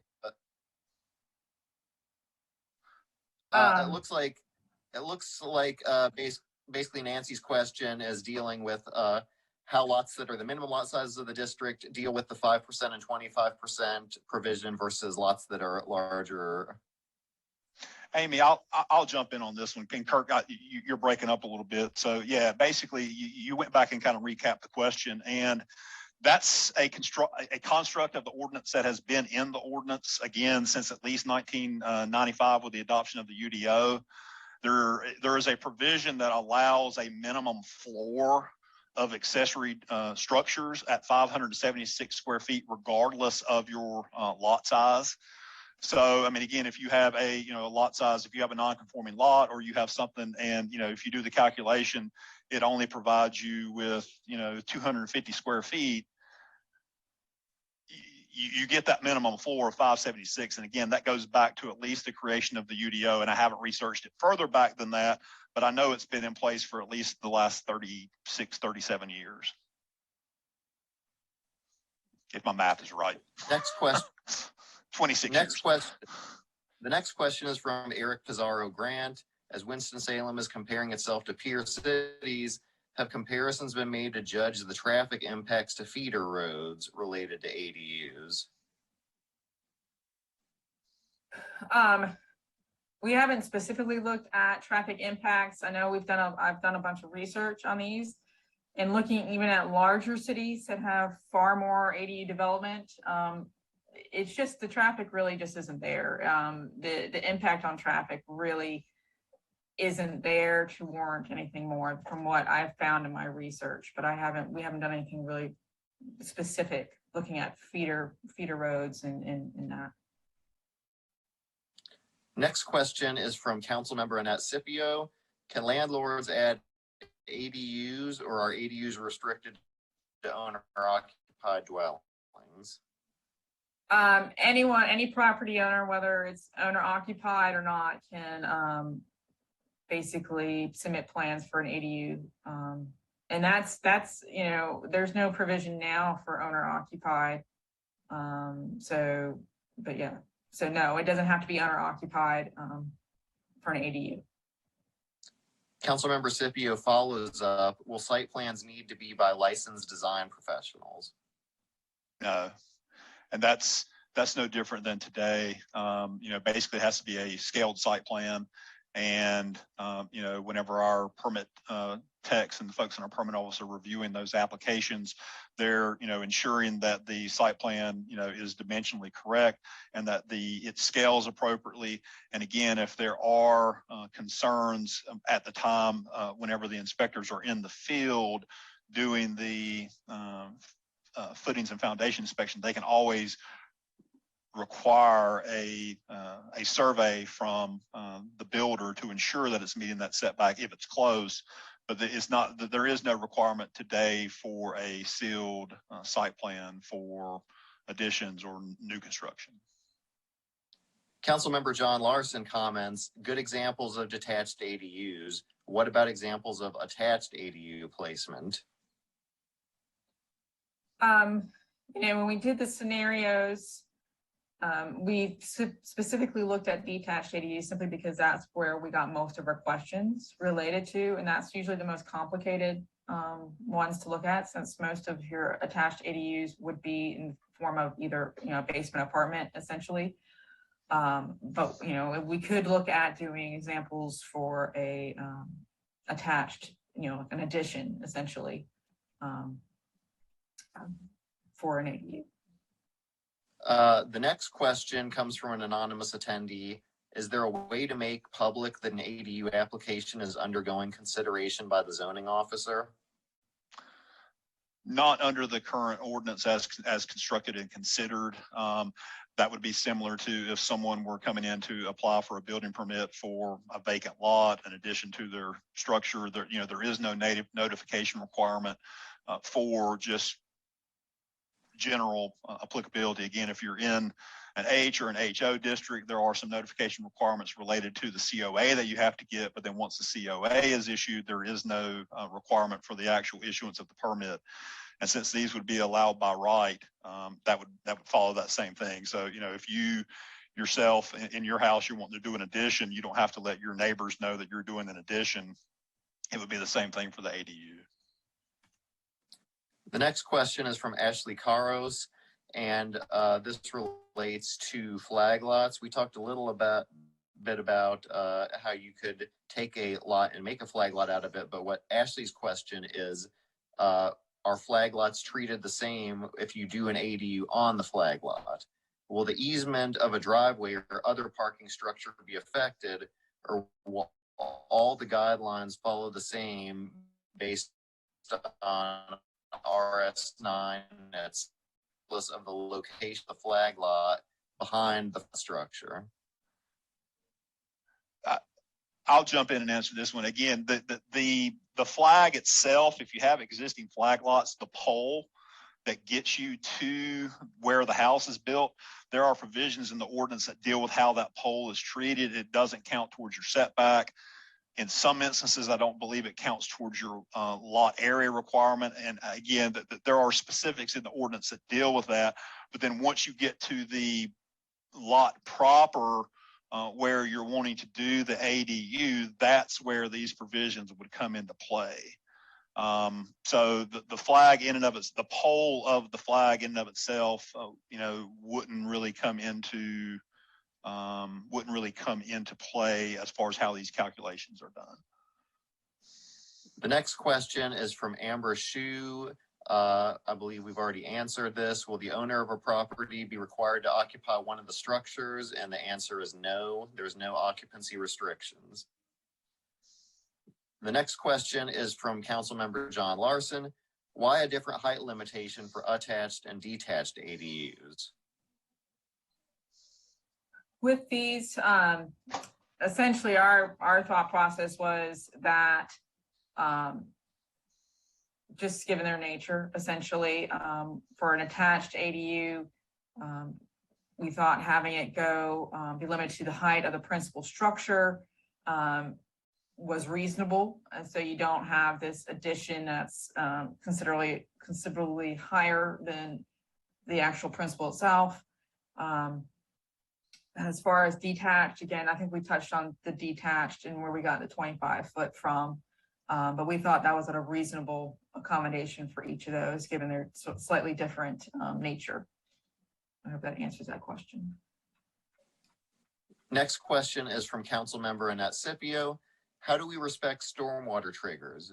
Individual ADUs may not trigger, but a collective ADU in the neighborhood may create a stormwater event.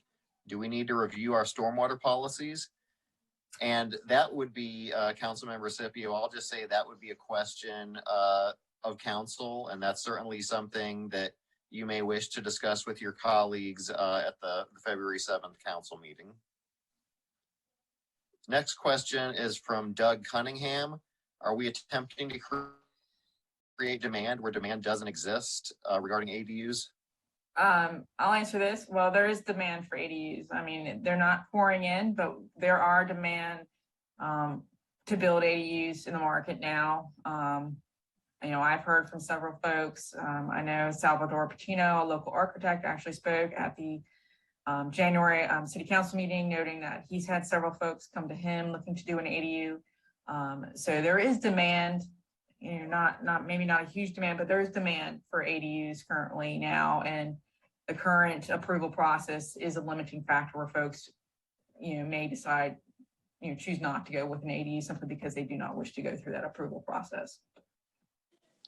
Next question is from Joy Bell Trueluck, and we've generally touched on this, but are there any proposed transportation considerations for increased pedestrian and bicycle traffic that comes with gentle infill? Amy, if there's anything, or Chris, that you further want to add to this, we can do that. I'll just add that, while not within our department, we do have a Department of Transportation. We do have a bicycle and pedestrian coordinator. His name is Matthew Burchek. And we do have a bicycle plan, and we do have a pedestrian plan. So they are looking at those and how to create improvements to our bicycle network, create improvements to our sidewalk and pedestrian infrastructure through those planning efforts, as well as sort of, annual sidewalk improvements and funding allocations through our transportation department. Next question is from Anonymous. What else is the city doing to encourage developing more affordable housing? I can speak from our planning department. We are looking at different ways to encourage infill. We've, over the last several months to a year, we've looked at our bonus density for affordable housing ordinance and made some slight changes to it. We've looked at cottage courts as a new type of infill development, and that ordinance was approved several months ago. Can't remember the date, but we are looking at various methods of trying to look at housing stock and housing type and how to encourage slightly different types, and amending our ordinance to better meet demand as we can. So I'll just say further that, as Amy mentioned, the city does have an affordable housing coalition, and that's really their purview, is to provide guidance on those policies along with council and city leadership. So just to make sure we have enough time to answer all the questions, let's go ahead and move on to the next question. Before you do, Kirk, I do want to say, I know we have a number of council members on here, and it's my understanding this is the council's number one initiative on the strategic plan, is addressing the housing crunch and the housing affordability issue. So again, there are a number of things that will probably be coming forward over the next several years to address that. And with that, I'll let you go on, Kirk. Next question is from Councilmember Larson. Do two ADUs placed 10 feet apart meet the fire code? Yes. All right. Next question is from Joy Bell Trueluck. And it looks like she's talking about things you could do related to her earlier comment about improving pedestrian issues related to gentle density. She talks about increased bus routes, more pedestrian protection, etc. And as Amy mentioned, Matthew Burchik, the city's bicycle and pedestrian coordinator, is the city staff member who is directly addressing those challenges head on. An anonymous attendee writes, higher population density creates more traffic. And again, this is something that we've talked about for the last few points here. So I don't think there's anything that either of the panelists wishes to add to this one. Ross asks, will taxes go up? Presumably if you have a property and add an ADU. I think we touched on this before, but as far as tax rate, I don't think tax rate would change because of ADUs, but your appraisal of your property, if you built an ADU, would likely go up. So therefore the actual taxes you pay would go up simply because your appraisal went up. So. An anonymous attendee asks, will adding ADUs to a neighborhood that already has difficulty providing adequate services such as leaf and brush collection make it harder to provide those services? It shouldn't. I mean, again, it's just like anything else. I mean, it's hard to answer specific questions related to delivery of service whenever you don't really know the issues that are present. If a trash pickup was it missed because there was a car on the street and the arm couldn't get there? Well, I believe the city already has provisions that deal with that. And again, the one thing that we haven't really spoken about tonight that's important to remember is, again, you're looking at a tool that's not necessarily a cheap tool if someone wants to do these. So again, I don't think we're going to wake up tomorrow and all of a sudden there are going to be 1,000 more of these this time next year. I mean, if we look at some of our peer communities that have actually feel like that they've been pretty successful in this, I mean, 30 to 40 of those have been approved, over, a certain period of time. And it's not going to be something that's going to overrun our neighborhoods immediately, if ever. And again, it's one of those things where it's a form of gentle density. And, the specifics related to service delivery, again, it's just like the lots themselves, have to be addressed on a case-by-case basis.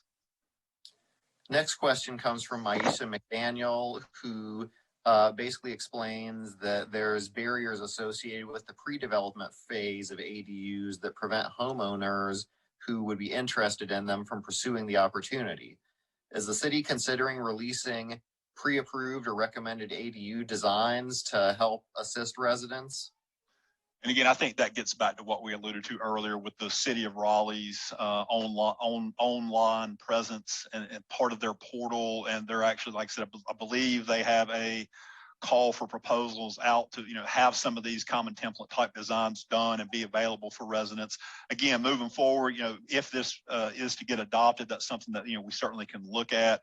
Again, utilize our staff as a resource. If we can't do exactly what you want, we can certainly provide guidance, we can certainly provide insight, and we can certainly provide direction on where you could get additional assistance. D. Washington asks, how many residents in areas you've called peer cities have been part of this analysis? For example, this person has met with residents in Asheville to discuss concerns they made to avoid Airbnb issues. I haven't actually talked to any particular residents. We've looked at their codes, and I'm talking to planners within their planning department for that. The next question is from David Rigby. Only 2 ADUs were approved, but how many have been requested? 2. Basically, I mean, I would say 2 just in the sense of that have actually chosen to go through the process. There have been more that have, once they realized what the process would entail, have decided to not move forward. But 2 that have actually decided to go forward with the process. That's what I was going to say. I mean, there's no way to track the number of inquiries that we've had since no one applied for anything. The 2 that actually were applied for and went through the rezoning process, both were approved. I can say anecdotally, I mean, it's probably not uncommon over the last couple of years to have at least 1 or 2 a month folks inquire about. And that's kind of consistent with what I would say is, over a period before the ordinance was changed, I would say it was fairly typical for probably 6 to 8 of these things to be approved by the Board of Adjustment, because that was the approval process before the 2017 change. So again, 6 a year were being approved up to the change. So like I said, I'm sure there's still the same demand there. It's just folks don't want to go through the process, but there's no way for us to quantify that. Next question is from Marva Reed. Are ADUs acceptable to use Section 8 vouchers on? And I will just say that is something that our staff wouldn't be able to answer. That would be a Housing Authority and or HUD question. I don't know, Chris, Amy, do you have anything further to add to that one? But again, I also think it's a private market consideration. I think, as long as you meet the requirements for, as long as it's eligible to be used for that, I believe, and again, I'm not an expert on that, but I believe that that's something that is an individual decision that's left up to the property owner, and or it's mandated that you have to, and I'm not sure which, but it's not anything that's controlled by zoning regulations and local land use controls.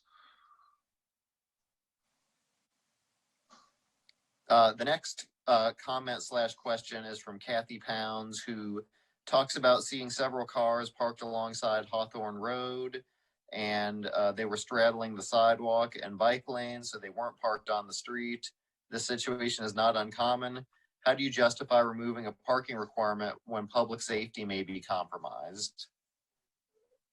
I think we've already answered that question previously. Yeah, I don't really know what else to say, what we've already said. Carolyn Highsmith comments, neighborhoods are really concerned about the lack of notification in this ADU or in this UDO for new attached ADUs, since the ADUs have the potential for impacting neighborhoods. What about adding a condition that all neighbors within a 500-foot radius of a newly proposed ADU be notified? Well, I mean, again, it gets back to, basic notification is associated with an approval process. And, as proposed, the approval process is for this to be a staff level approval, when and if the proposal meets the requirements of the ordinance. So, the public notification, if we start it for this, next, is it going to be, we want this for anyone who's doing an addition, and we want this for anyone who's doing the construction of a single family home on a vacant lot, and we want this for, someone who's doing an accessory structure that's not a dwelling unit. So it's one of those things where it's kind of a slippery slope as far as where you draw the line for notification. And again, notification generally is predicated and consistent with the approval process that you're going through. And since this is a staff level approval as a building permit, there is no notification, and we wouldn't propose any here. Next question is from Maisha McDaniel. Can we get the contact information for the Affordable Housing Coalition and/or for the city employee who stewards this? The answer to that question, the Affordable Housing Coalition is staffed by Marla Newman, our city's community development director. Her contact information and the members of the Affordable Housing Coalition are on the city's website. If you go to cityofws.org, then select the departments tab and navigate to community development, and you should be able to find that information. But if not, we'll be glad to follow up if you email any of us. Folks, I just want to interject real quick. We have 9 minutes left. I want to be respectful of everyone's time, and we said this would be 6 to 8. We currently have, I believe, 10 or 11 questions on here. The last one is by Maisha McDaniel, the final one that's on here. And at this point, that's probably going to be our stopping point. If we get to the end and we've gone through these questions and, we can answer them and there's still some time left, then we'll accept more questions. If we don't have any more questions, you have questions, feel free to email us. But I do want to be respectful of everyone's time, including staff. And so with that, I'll turn it back over to Kirk, who can go back to the questions. But at this point, I think, the questions that are there are the questions that we're going to answer. Guaranteed. Next question is from Kathy Pounds. Following up on the stormwater comments, Durham regulations state that ADUs shall not be permitted in special flood hazard areas or future conditions flood areas. Has planning staff conducted a formal study of how local conditions may be affected by climate change and begun rewriting ordinances accordingly? No.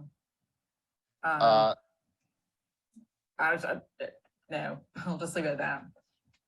Okay, next comment is from Councilmember Kevin Mundy. The council member says that City Council will review the ADU issue annually for the first few years to determine if we need to make any large changes or small tweaks. Nothing about this ordinance is set in stone perpetually. The next comment comes from Faith Lockwood. Was cottage court the term Amy used? And that is correct. The cottage court ordinance is what Amy was referring to. Next question is from Sally Hirsch. Regarding trash service, more parking is making it dangerous for trash collectors. So that looks like that's more of just a comment. The next is from Councilmember Mundy. Extrapolating from other peer cities' experiences and data, there would probably be fewer than 10 ADUs in the entire Ardmore footprint, and that's on the high side. I'll just add on this. I saw there was on the chat, there was a question from Councilmember McIntosh regarding if we've looked at how many ADUs have been permitted in our peer cities over a period of time. Most don't have that information readily available, but I know Durham does. They do keep track of that. And from 2019, when they adopted their ordinance, to presently, last time I checked, which was a couple months ago, over their couple-year period, I think they had 30 ADUs permitted over that time frame throughout their entire city, which is a larger city and is growing faster than Winston-Salem is. So just to keep that in mind, you know, I think in Portland, I think one of the rates I heard from a speaker there is 2% of their residential units have an ADU, and they are very popular in Portland, Oregon, honestly. Next question is from Kathy Pounds. Will each ADU have to pass a pre-construction plan review, i.e. evaluating power lines, stormwater drainage, etc., and a final inspection after construction? I believe Chris has already answered that question. And again, if setbacks, for example, weren't followed, there's always the opportunity for a citizen to request staff to go out there and see if there needs to be any enforcement or corrective action taken. And to answer the question specifically, if something, you know, if someone did build it and it didn't meet setbacks, their options are to remove it, move it, or request a variance. And the variance would then be a public notification before the Board of Adjustment. And next question from Ms. McDaniel. Are your department and HAWS working together to support affordability? As the panelists have stated, yes, absolutely. City County Planning is definitely involved with HAWS, the Community Development Department, Habitat, and various other organizations to provide affordable housing opportunities in the community. Anonymous attendee asks, so there's a demand we can't substantiate and a policy that isn't guaranteed to support the addition of affordable housing. How did we land on this as a solution to an issue? I mean, again, it's just another tool in the toolbox, as we've alluded to. There's, you know, again, there's a long track record of accessory dwelling units, both locally and on a national level, providing some additional housing opportunities. Again, it's not a magic bullet. It's not going to solve the issue, but any ways that we can provide additional housing opportunities will hopefully alleviate the 14,000 housing unit shortage that we're up against over the next several years. The next question, are there areas of opportunity for community groups to support the affordability recommendations from the Affordable Housing Coalition? I believe there certainly would be. That would be a question to direct to Marla Newman, the staff contact for that, and I'm sure she would be glad to share that information with you. Kirk, the only other question that we have on the Q&A is by Georgia Olympio, who just wants to know why can't the citizens of Winston-Salem vote to show their preference on this issue. You know, I'm no expert on politics in North Carolina, but I don't believe we are a referendum state necessarily, where you know, vote on issues at the ballot box. I think that can be possible. I would just say that, you know, whenever you, as a representative form of government, you know, whenever you communicate with your council members, I mean, that is essentially, you know, the voting the will of the people whenever you talk to your council members. But, you know, sometimes council members also have to make difficult decisions related to affordability, related to, you know, larger picture issues with housing shortages, housing issues, and those kind of things. So sometimes, even if there is a group of folks that don't want something, you know, sometimes the elected officials have to make the difficult decisions, and you know, that may be what happens here. Again, nothing has happened at this point. This is, again, still a proposed ordinance. It's going to council on February 7th, and that's actually a pretty good segue to kind of wrapping this up, as we are at 7:58. And I did promise that we would be out of here by 8. I think we had a lot of good questions. I think we provided a lot of answers. Again, that may not be the answers that folks want to hear, but again, our objective here was to provide, you know, some resources and additional education for how our ordinance works. And again, the fact that the ordinance doesn't just work independent of the other features of the ordinance, and kind of how all of the ordinances are kind of interrelated and interlaced when you look at, how accessory dwelling units would be approved if council chooses to adopt the ordinance. I want to thank Amy for her extensive amount of work on this, Kirk for moderating, for everyone that participated. Again, at the end of the day, the outcome may not be what everyone wants, but I hope folks understand that anything that our staff and ultimately the planning board and the elected officials decide to do, they believe it's in the best interest of the overall good of the city of Winston-Salem. With that, I think we'll close. I do again want to remind folks that the council will be considering this on February 7th, which is a Monday night, is when the city council is, and they meet at 7. At this point, it's going to be virtual because of the issues we're still having with COVID. With that, the information will be available on our website. I can't tell you how quickly we'll have it up, but we will put this presentation on our website and have it available. Again, you have our contact information.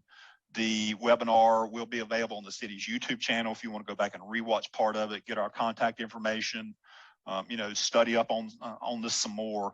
But with that, I bid you a good night, and I appreciate everyone's respect on this webinar. Again, lots of good questions and answers. And, at the end of the day, like I said, we just want to make this as good as we can for everyone. And with that, I hope everyone has a good night.